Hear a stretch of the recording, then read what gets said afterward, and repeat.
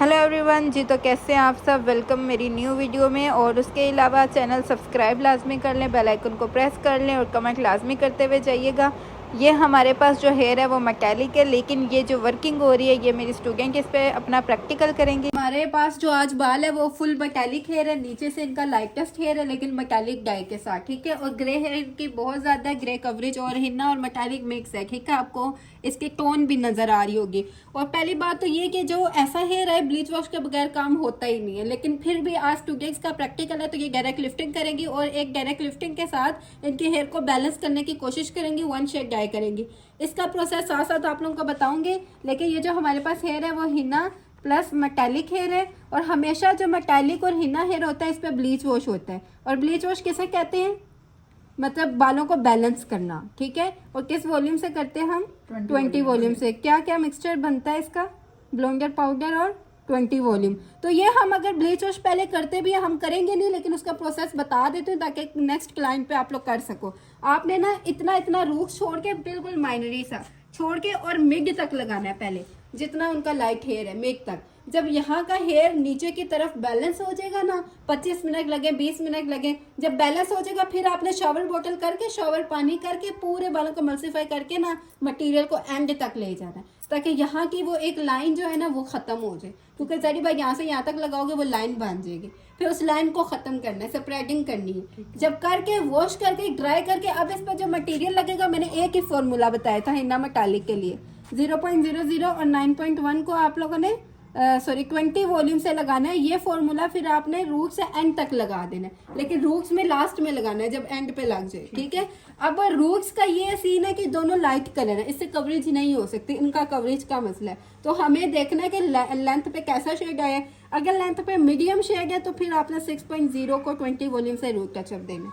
अगर लेंथ में dark shade आया है, मतलब 6 लेंथ में आ गया, तो रूट्स आपने 5.0 से कर देनी।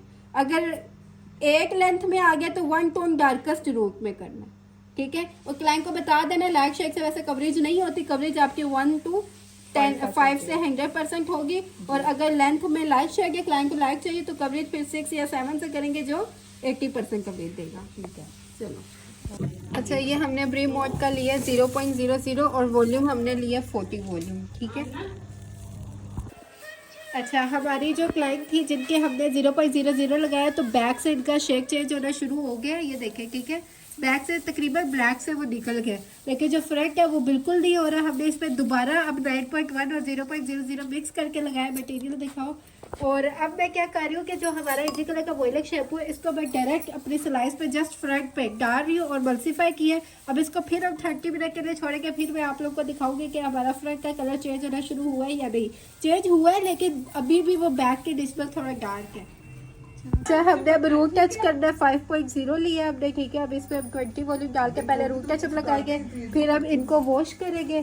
जब हम इनको वॉश कर लेंगे ड्राई करके फिर दोबारा एक दफ़ा बेस पे एप्लीकेशन करेंगे इनके, ठीक है। अभी हम रूट टच लगाएंगे ताकि कवरेज हमारी एटलीस्ट हो जाए।